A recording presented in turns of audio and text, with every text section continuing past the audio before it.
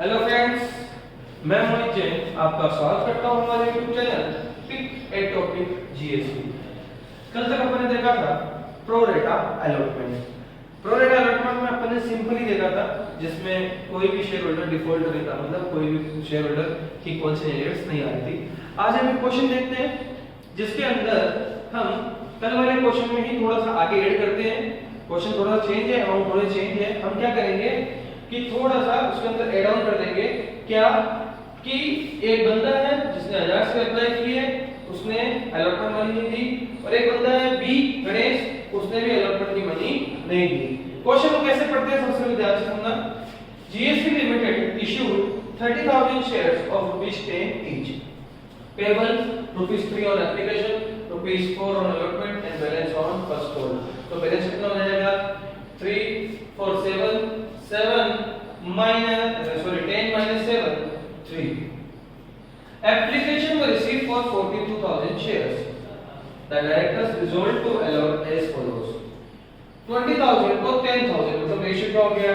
2:1। कि जिन्होंने 2 share apply किए उन्हें कितने अलॉट किए? ओनली 1। 20,000 को 20,000, तो रेशियो क्या हो गया? 1:1। क्या हो गया? 1:1। और 2,000 को 0, तो क्या हो रहा है कि कुछ भी अलॉट नहीं हो रहा, रिजेक्ट।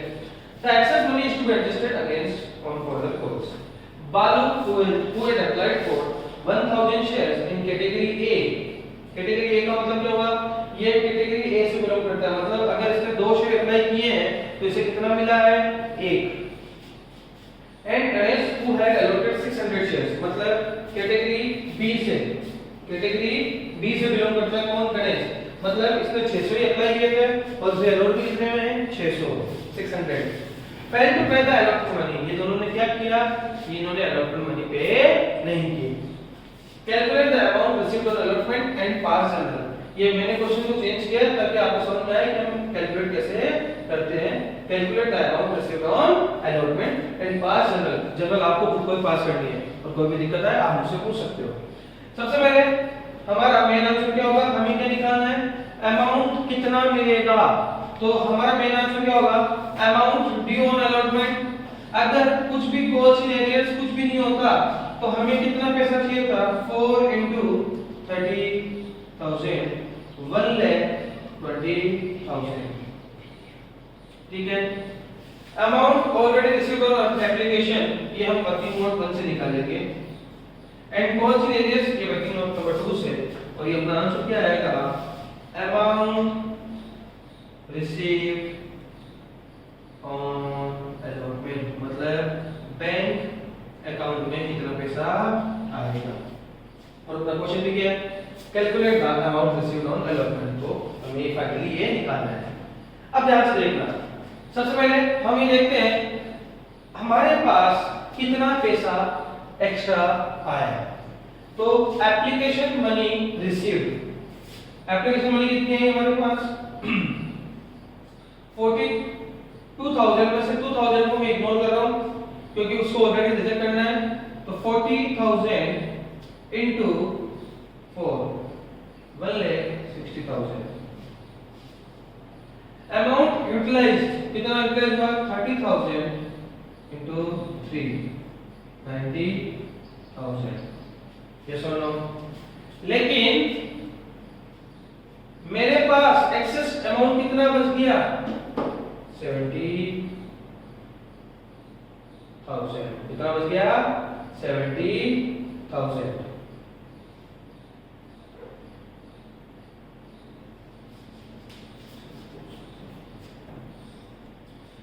एप्लीकेशन मनी रिसीव्ड, कितनी एप्लीकेशन मनी रिसीव हुई? 40,000 शेयर्स है और एप्लीकेशन की रेट क्या है? 3, 1,20,000। मनी यूटिलाइज्ड ऑन एप्लीकेशन, कितनी यूटिलाइज की? कितने शेयर अलॉट करने हैं हमें? 30,000 into 3, 90,000। और एक्सेस कितना आ जाएगा? 30,000। तो कितना एक्सेस हुआ? 30,000। तो ये क्या हो जाएगा? 30,000। Amount already received at the time of application कितना हो जाएगा? 30,000। ध्यान से सुन लेना वापस, मैंने यहाँ पे 2,000 को इग्नोर किया है।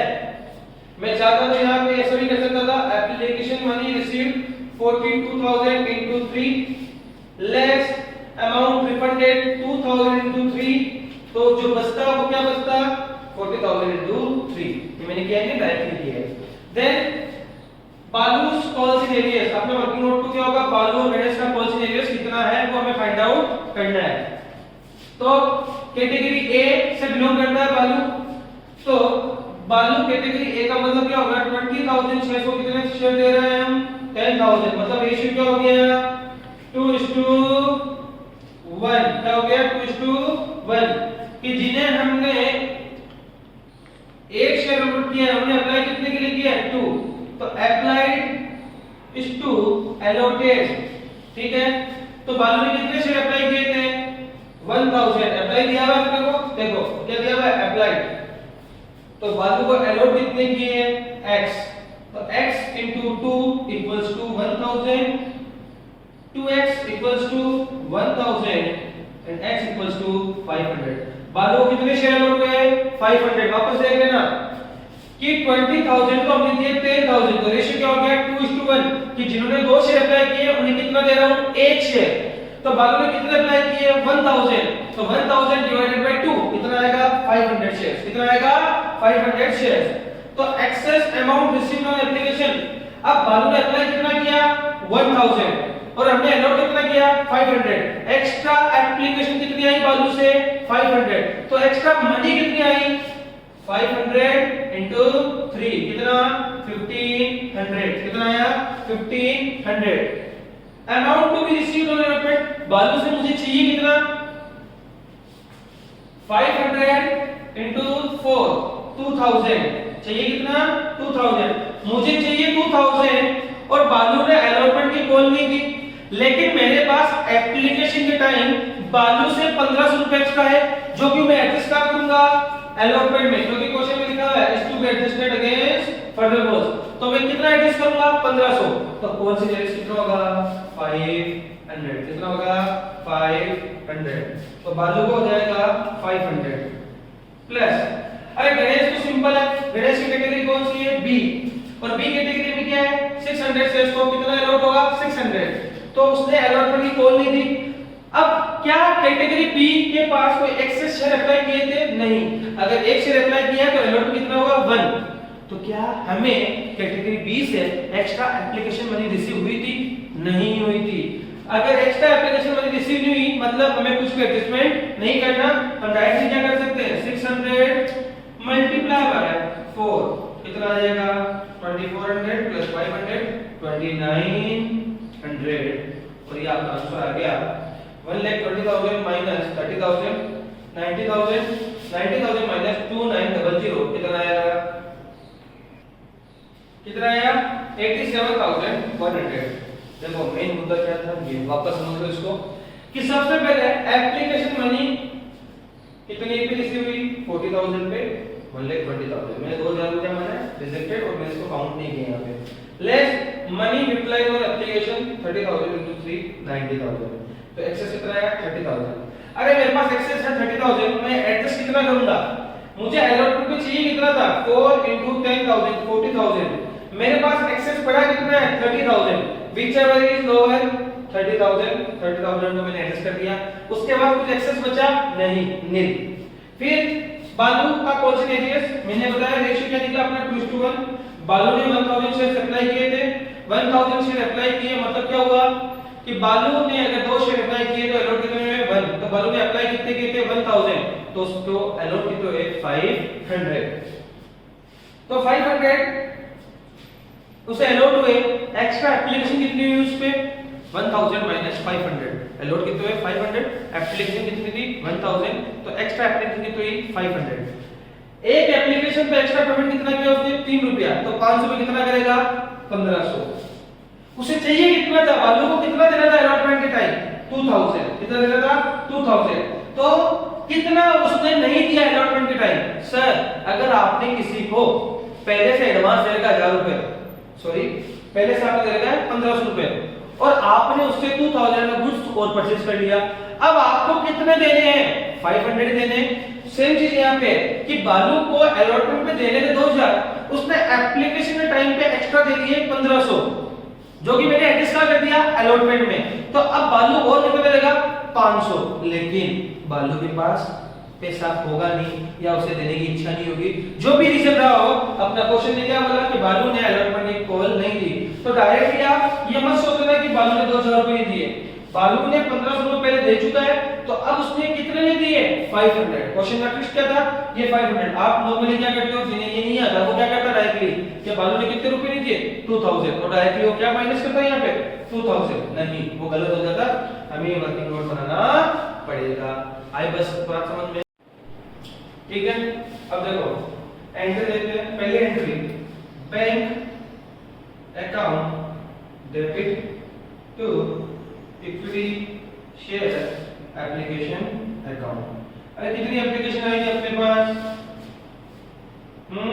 42,000 मल्टीप्लाई बाय 3, तो कितना हो जाएगा 1,26,000, 1,26,000। Then second entry equity share application to equity share capital to equity share allotment to bank, ठीक है। अब अपन ने देखा था एडजस्टमेंट किया था, एडजस्टमेंट में अपन ने देखा था कि अपने पास 10,000 शेयर्स पे 3 रुपए एक्स्ट्रा आया था, जो कि हमने एडजस्ट किया था अलॉटमेंट में, तो वहां होता था 30,000। देन ये वर्किंग नोट था आपका, working note number 2। Then equity share capital, कितने शेयर इश्यू किए हमने 30,000 इनटू 3 90,000 एंड 6,000 बैंक में डिफरेंट। बेटा आपको शॉर्ट फॉर्म यूज नहीं करनी है और आपको वर्किंग नोट बनाने के बाद ही क्वेश्चन स्टार्ट करना है, ध्यान रखना, ठीक है। Then share allotment to share capital कितना हो जाएगा 30,000 मल्टीप्लाई बाय कितना है अलॉटमेंट की rate 4, 1,20,000 1,20,000। Then bank account debit calls in AGM account debit to share allotment. अब देखो ध्यान से, मुझे मिलना कितना चाहिए था 1,20, ऑलरेडी कितना मिल चुका है 30, तो अब कितना मिलेगा 90, तो यहाँ पे लिख दूंगा 90। हमने देखा था 90 मिलना था और हमारा कॉल से डायरेक्ट हमने निकाला था वर्किंग नोट नंबर 3 में, कितना निकाला था वर्किंग नोट नंबर 3 में कितना निकाला था 2900, याद है ना 2900, तो 2900 हो गया कॉल से डायरेक्ट। और अब कितना अपने को पैसा मिलेगा 87,100, या आप और क्या एंट्री कर सकते हो bank account debit to share allotment 87,100। अगर आप कॉल से अकाउंट मेंटेन करते हो तब तो ये वाली एंट्री, और अगर आप कॉल से अकाउंट मेंटेन नहीं करते हो तो ये वाली एंट्री।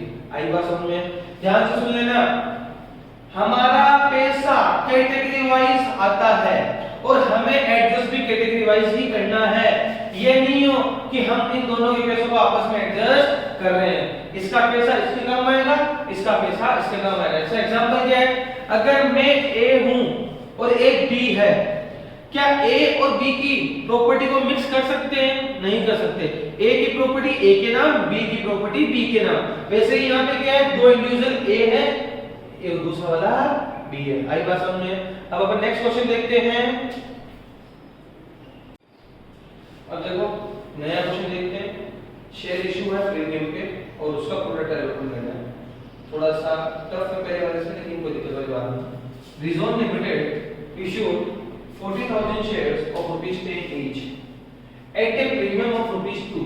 ये थोड़ा ऊपर लिखा है मैंने, at a premium of ₹2 payable ₹3 on application, 6 on allotment including premium and balance on first call। तो कितना हो गया 3। अब यहाँ पे हेड पे जाएगी 4 + 2 7, तो बचा कितना 3। Application was received for 65,000 shares। The director resolved to allot as follows। Category A 20,000 को 20,000, कैटेगरी बी 45,000 को 20,000। The excess money is to be adjusted on further course. ध्यान से सुन लेना, ये लाइन हमेशा ध्यान से पढ़ा करो। अगर यहाँ पे लिखा होता the excess money is to be refunded तो क्वेश्चन पूरा अलग होता है। यहाँ क्या लिखा है, excess money is to be adjusted, तो हमें एडजस्ट करना है। अब कहां तक एडजस्ट करना है, ऑन फर्दर कॉल्स, मतलब जितनी भी कॉल है वहां तक। अगर ये लिखा होगा ओनली फॉर अलॉटमेंट तो अलॉटमेंट तक, यहाँ लिखा होगा on allotment and first call तो अलॉटमेंट एंड फर्स्ट कॉल। अब यहाँ क्या लिखा है, ऑन फर्दर कॉल्स, मतलब जितनी भी कॉल तक वो एडजस्ट हो सकता है वहां तक हमें उसे एडजस्ट करना है। A who had applied for 2700 shares, क्या लिखा हुआ है, applied, क्या लिखा हुआ है, applied in category B, मतलब ये वाली कैटेगरी, and गणेश को applied 600 shares in category A। तो ये कौन सी कैटेगरी से, इस वाली से। यहाँ पे कौन है, failed to pay the allotment money and first call pass general। सबसे पहले हम पहले एंट्री पास करते हैं, बैंक account debit to share application account। Formula याद है, number of application received 65,000 multiply by application rate 3, तो कितना आ जाएगा, 1,95,000, 1,95,000। Then share application account debit to share capital and to share allotment। हो सकता है फर्स्ट कॉल में है, हो सकता है सेकंड कॉल में है, लेकिन हमें क्या करना पड़ेगा, पहले वर्किंग नोट। तो ध्यान से देखना वर्किंग नोट।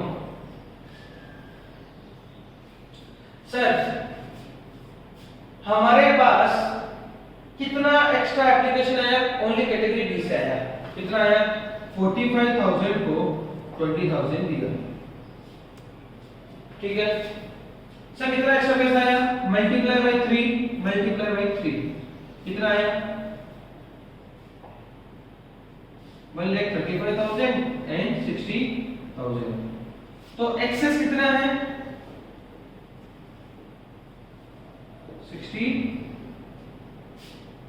75,000। एक्सेस कितना है, 75,000। देन एडजस्ट ऑन अलॉटमेंट, कितना एडजस्ट होगा, 20,000 इनटू 6, कितना होगा, 20,000 इनटू 6 कितना आएगा, 1,20,000। सर हमें चाहिए कितना, 1,20,000, हमारे पास पड़ा कितना है, 75,000, तो एडजस्ट कितना होगा, 1,25,000 और 75,000 व्हिच एवर इज लोअर, तो 75,000। तो कुछ एक्सेस बचा नहीं, नील। तो ठीक है, अब देखो ये अपने पास अपन एडजस्ट किया कितना, 75,000। अब एंट्री क्या करेंगे, share application account debit to share capital to share allotment to security premium. Security premium के लिए क्योंकि शेयर टाइप इशू हो रहा है, प्रीमियम पे लेकिन यहाँ पे नहीं आएगा, ये तो सेकंड एंट्री में आएगा ना, जान बुझ के लिया था यहाँ पे। ध्यान से गलती मत कर लेना, अलॉटमेंट का पैसा है, प्रीमियम नहीं है अपने पास। यहाँ पे सिक्योरिटी प्रीमियम सीआर नहीं होगा, सीआर कब होता है, जब भी होता है तभी सीआर होता है। तो शेयर एप्लीकेशन अकाउंट डेबिट कितना होगा, 1,95,000 टू शेयर कैपिटल 3 इनटू कितने शेयर इशू किए हमने, नंबर ऑफ शेयर अलॉटेड कितना है, 40,000, कितना होगा, 1,20,000। अब कितना बचा अलॉटमेंट में जाने के लिए, बच्चा भी 75 है और अपना एड्रेस भी 75 हो रहा है। अब कई बार आप सोचते हो यार 75 तो बैलेंसिंग से डायरेक्ट आ जाएगा, आज आ सकता है डायरेक्ट, लेकिन कई बार क्या होता है कि फर्स्ट कॉल में भी एडजस्ट होता है पैसा, और अगर आप डायरेक्टली लिख देते हो 75,000 तो सपोज यहाँ पे आ जाता, सपोज यहाँ पे आता आपका एक्स्ट्रा अमाउंट सपोज 1,50,000 और आप डायरेक्टली यहाँ कितना लिख देते 1,50,000, तो ये गलत हो जाता। अरे इससे हमें लेना कितना है अलॉटमेंट में, 1,20,000, हम 1,20,000 से ज्यादा एडजस्ट नहीं कर सकते अलॉटमेंट में। अरे पानी की कैपेसिटी, टंकी की कैपेसिटी कितनी है, 1,20,000, क्या आप 1,20,000 में 1,50,000 डाल सकते हो, नहीं डाल सकते। कहने का मतलब मैक्सिमम कितना एडजस्ट हो सकता है यहाँ पे, 1,20,000 कितना हो सकता है 1,20,000। लेकिन हमारे पास बड़ा कितना है 75,000 तो माइनस कितना करेंगे 75,000। Allotment account debit to share capital and two securities premium account। कितने शेयर 40,000 into 6 2,40,000 40,000 into 4 1,60,000 40,000 into 2 80,000। अब अगली entry bank account debit calls in arrears account debit to share allotment अब ध्यान से देखना। देन वर्किंग नोट नंबर 2 क्या फाइंड आउट करना है कॉल्सिंग एरियर्स। देखो कैटेगरी ए का कॉल्सिंग एरियर्स निकालना तो सिंपल है, तो पहले हम कैटेगरी ए का निकाल लेते हैं। कैटेगरी ए का कितना आ जाएगा कॉल्सिंग एरियर्स कितने शेयर थे 600 और इनका रेशियो क्या है 1:1 20,000 को 20,000 तो 600 को कितने मिले 600। क्या इनका कोई एक्स्ट्रा पैसा मिला था हमें नहीं मिला था। अरे इनसे कोई पहले एक्स्ट्रा पैसा मिला क्या हमें नहीं मिला था, तो हम क्या करेंगे डायरेक्टली 600 into 6 कितना आएगा 3600 ये हो गया first. Then category B ratio क्या है 45,000 को 20,000 तो रेशियो क्या हो गया 44:20। उसने अप्लाई क्या अलॉट किया ये अप्लाइड इज टू अलॉटेड होता है ध्यान रखना। उसने अप्लाई किया अलॉट किया क्या दिया आपको अप्लाइड कितने 2700 तो उसे अलॉट कितने हो गए x तो ये क्या हो जाएगा x into 45 equals to 20 into 2700 तो x equals to divide by 45 तो ये आ जाएगा आपका 1200 कितना आ जाएगा 1200। अब हमें ये देखना है कि इसने अप्लाई कितना किया था 2700 कितना अप्लाई किया था 2700 और हमने अलॉट कितना किया 1200 तो एक्स्ट्रा एप्लीकेशन कितनी आई 1500 और हमने जब पहला वर्किंग नोट बनाया था हमने देखा था एडजस्ट कहां तक हो रहा था केवल अलॉटमेंट तक। तो हम डायरेक्टली क्या कर सकते हैं कि कितना पैसा अलॉटमेंट पे हमें मिल चुका है इससे 1500 into 3 कितना आएगा 4500 ऑलरेडी कितना मिल चुका है 4500 हमें मिलना कितना चाहिए था 1200 into 6 7200 हमें मिलना कितना चाहिए था 1200 into 6 7200। अब कॉल्सिंग एरियर्स क्या हो जाएगा 7200 minus 4500 कितना आ जाएगा आपका ये 2700 कितना आ जाएगा 2700। सर 2700 के दो ब्रेकअप है एक प्रीमियम का और एक कॉल का। प्रीमियम का कितना है हमें ऐसे पता नहीं चलेगा, हमें क्या देखना है कि टोटल है 2700 हमारे को प्रीमियम का अमाउंट निकालना है तो पहले हम एडजस्ट करते हैं कॉल के अमाउंट को और फिर हम एडजस्ट करते हैं प्रीमियम के अमाउंट को। तो मेरे पास बड़ा कितना है कॉल्सिंग एरियर्स का अमाउंट 2700 मैंने अलॉट कितना किया 1200 प्रीमियम का अमाउंट कितना है 2 रुपीस तो अगर प्रीमियम नहीं मिला होता तो कितना नहीं मिलता 2400 तो क्या हो जाएगा प्रीमियम का 2400 प्रीमियम तो कॉल का कितना हो जाएगा ऑटोमेटिकली 300 कितना हो जाएगा ऑटोमेटिकली 300 2700 टोटल कॉल्सिंग एरियर्स है उसमें से 2400 प्रीमियम का है और 300 का है कॉल्स का।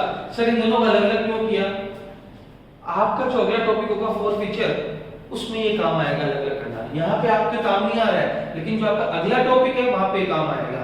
इसलिए मैंने आपको ये समझा दिया कि कैसे हमें ब्रेकअप करके रखना है ताकि आपको बार-बार वर्किंग नोट नहीं बनाना पड़े। तो हम क्या करेंगे bank account debit calls in arrears account debit to share allotment.